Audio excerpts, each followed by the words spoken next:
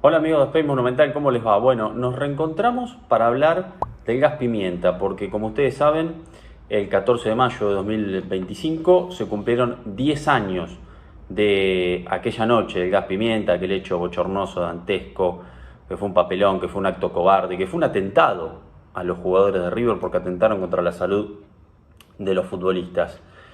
Y a través de este en vivo vamos a tratar de reconstruir un poco lo que pasó toda esa noche, el contexto y lo que siguió a esa noche, porque hoy, 10 años después, una década después, todavía sigue dando que hablar y hay cuestiones sueltas, cuestiones a revisar,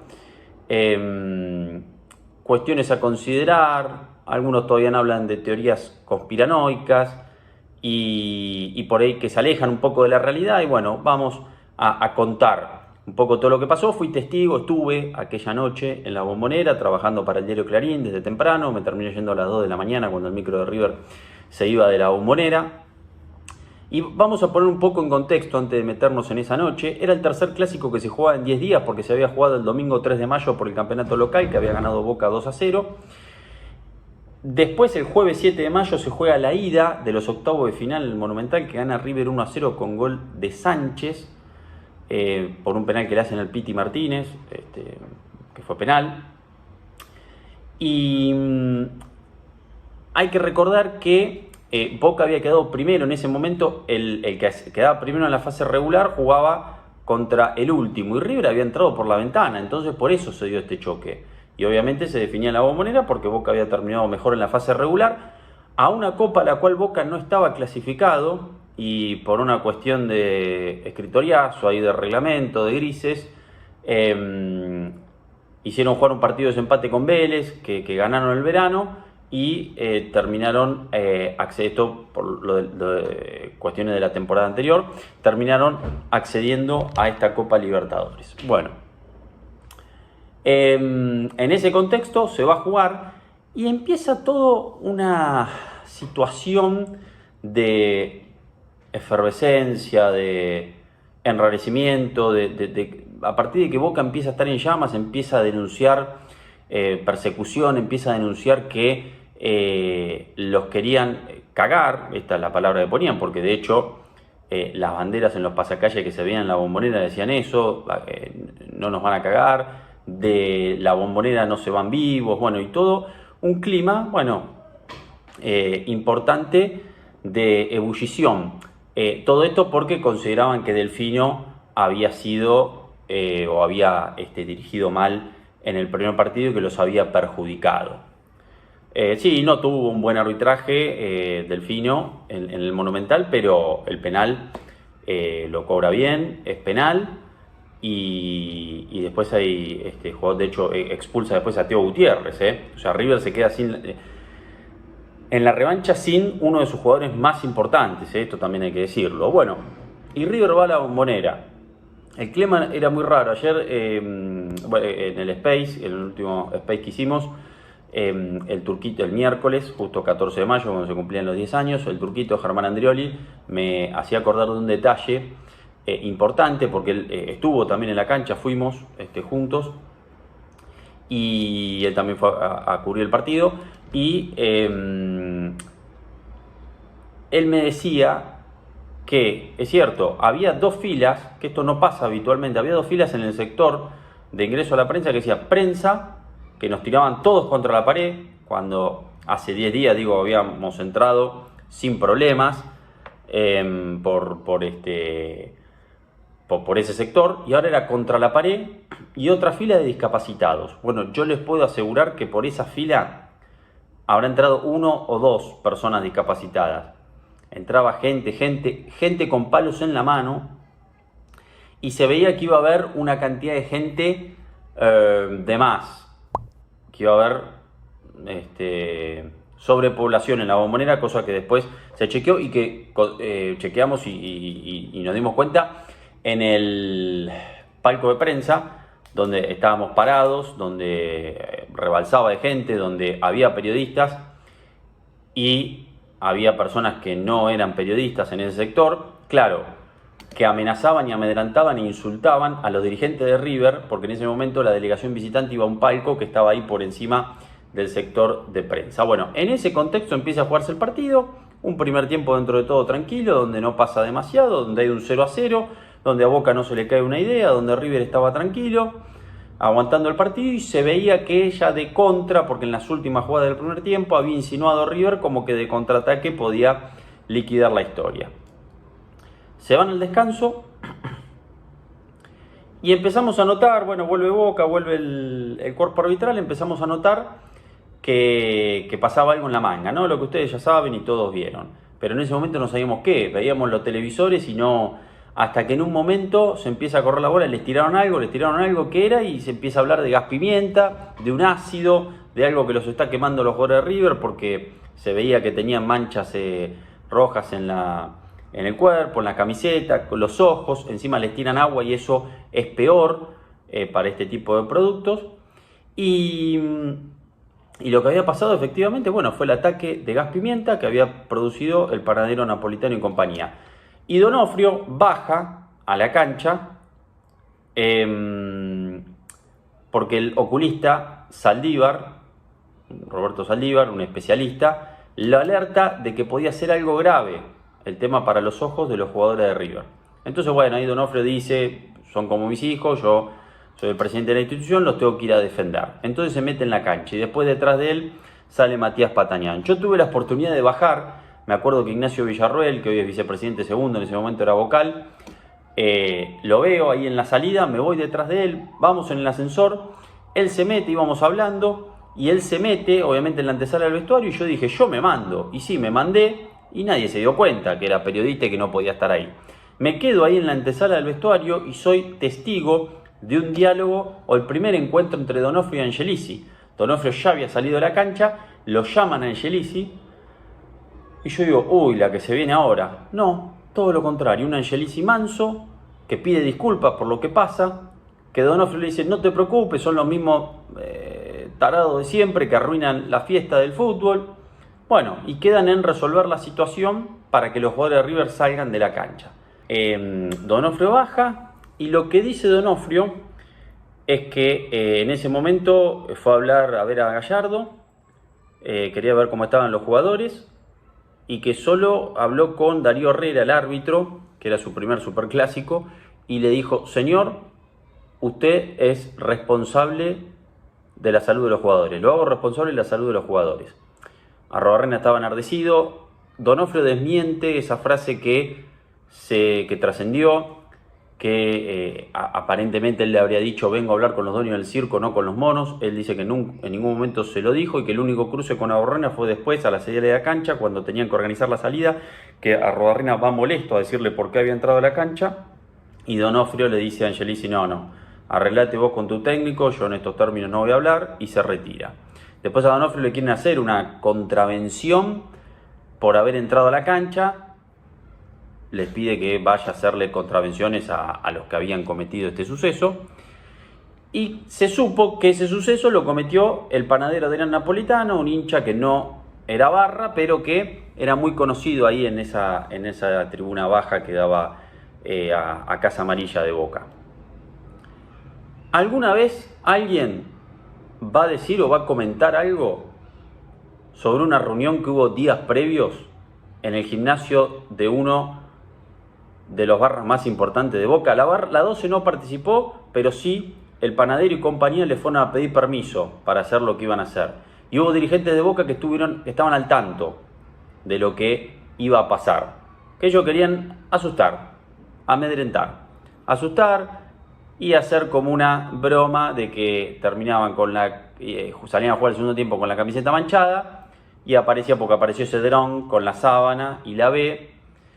Pero bueno, era con un elemento peligroso, el famoso mostacero que le dicen, que tiene varias sustancias tóxicas que se utiliza, digo, en el ambiente tumbero. Bueno, con eso atacaron a los hinchas de River, a los jugadores de River, perdón, a los jugadores. Los más afectados, Poncio, Pitti, Craneviter, Funes Mori, Maidana y Bangioni, a los cuales después de salir de la cancha los llevan al hospital Ramos Mejía para constatar el tema de las lesiones, para que sean revisados y ver cómo seguía el diagnóstico de ellos y qué tenían que realizar y revisarle los ojos. Ya voy a ir ahí, vuelvo a la cancha, porque en la cancha estaba Roger Bello, el boliviano, asesor de Conmebol, que cuenta que Juan Ángel Naput en un momento quiere hablar con él, lo llama otro veedor de Conmebol que estaba y lo hacen hablar. Y Naput, el que era presidente de Conmebol en ese momento, que después termina preso después del FIFA Gate, que fue días después, un par de semanas después, lo que le dice Naput es que confía en la decisión que tome él. Y la decisión ya estaba tomada a pocos minutos de que pasó este hecho, porque no había garantía de seguridad. De hecho, el secretario de Seguridad de Nación, Sergio Berni, se presenta en el estadio y dice que no se puede jugar este partido. Bueno, no había garantía de seguridad, entonces Roger Bello toma la decisión de suspender, se lo comunica a los árbitros, lo habla con los árbitros, y demoran en comunicar la suspensión porque consideraban que si lo comunicaban rápidamente podía ser un caos mucho peor, porque la gente no sabía bien lo que pasaba. Entonces, bueno, por eso toman esa decisión de esperar para comunicar y hacer la salida ordenada, que después la salida sí se produjo después de mucho tiempo, que pasó ahí en la Bombonera sin problemas. En la cancha también había una persona de la cual se sigue hablando, que era Alejandro Bursaco, que estuvo unos pocos minutos dentro de la cancha, tenía una gorrita, y Roger Bello le pide que se retire en un momento y después se retira. Lo que le dice Alejandro Bursaco, que era el CEO de torneos, de las transmisiones, saber si se iba a jugar o no. Roger Bello lo que dice es, bueno, él estaba interesado, preocupado por si se seguía o no el partido, que era su interés, ¿no? Y la presencia de Bursaco allí disparó un montón de teorías conspirativas, porque claro, a ver, Bursaco es hincha de River, viene de su familia hincha de River, tenía relación en aquel momento, dicen, con el gobierno kirchnerista, todavía era presidenta Cristina Fernández de Kirchner, y se empieza a tejer una teoría conspirativa que estuvo involucrado en la decisión después de Conmebol.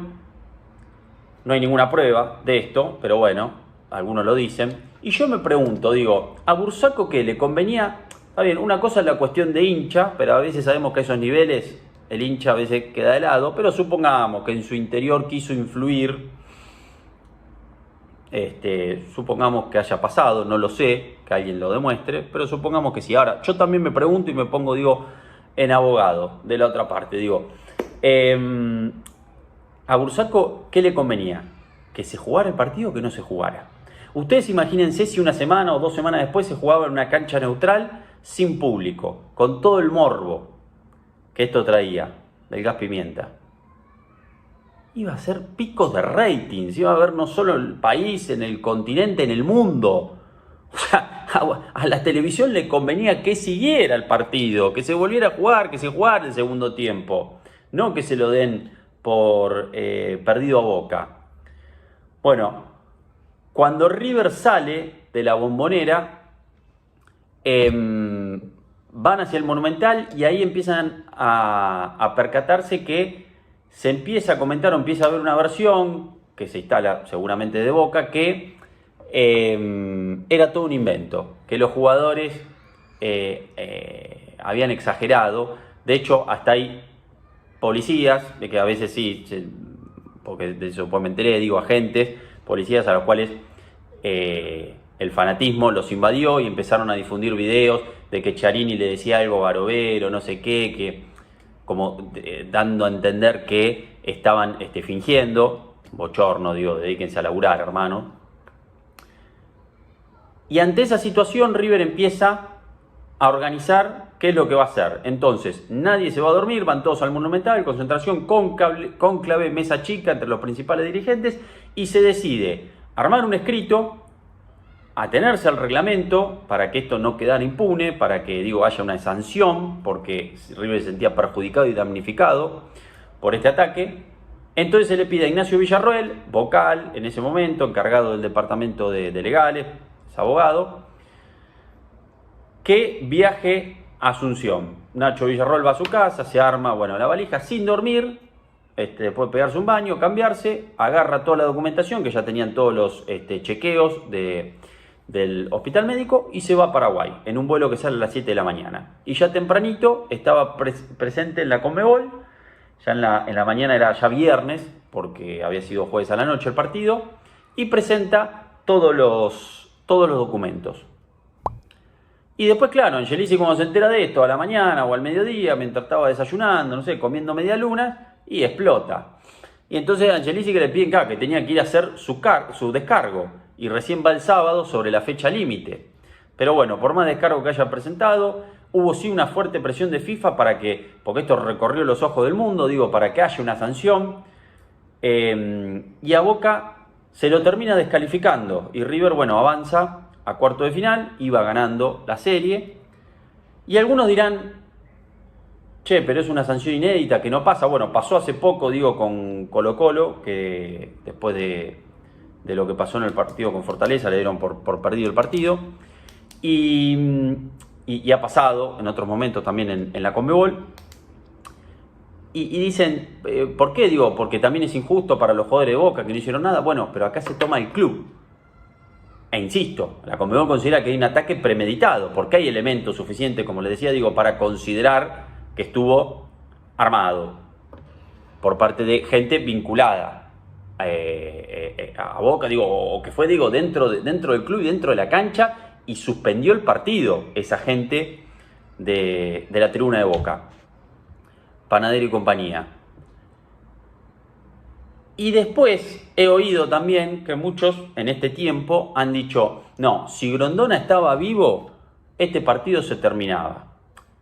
Yo les quiero recordar, entre otros ejemplos, pero hay un ejemplo puntual, en el año 88 le tiran un petardo en la cancha de Racing a Navarro Montoya, arquero de Boca. Y después ese partido no se terminó nunca, se definió en los escritorios, le dio el partido por ganado a Boca. Grondona estaba vivo, ¿y saben quién era el presidente de AFA? Julio Grondona.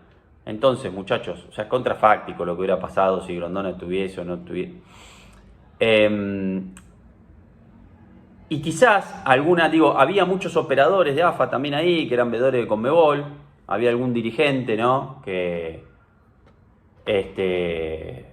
muy mamadera desde tiempos inmemoriales, que estaba, dirigente de AFA, que estaba operando y le decía, porque yo lo vi, como le decía al oído a algunos periodistas, esto se juega en Vélez la semana que viene, sí, jugátela con eso, que va a Vélez a puertas cerradas.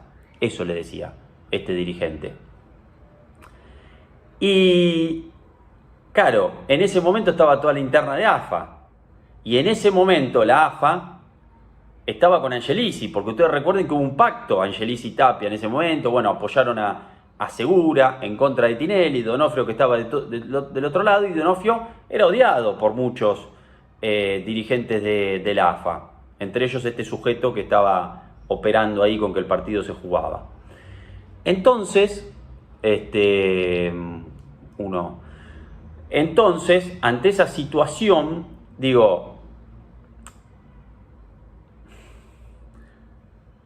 por eso, hay muchas. Después la teoría también de que si la política se metió, porque el kirchnerismo veía la posibilidad de erosionar a Macri, se venían las elecciones.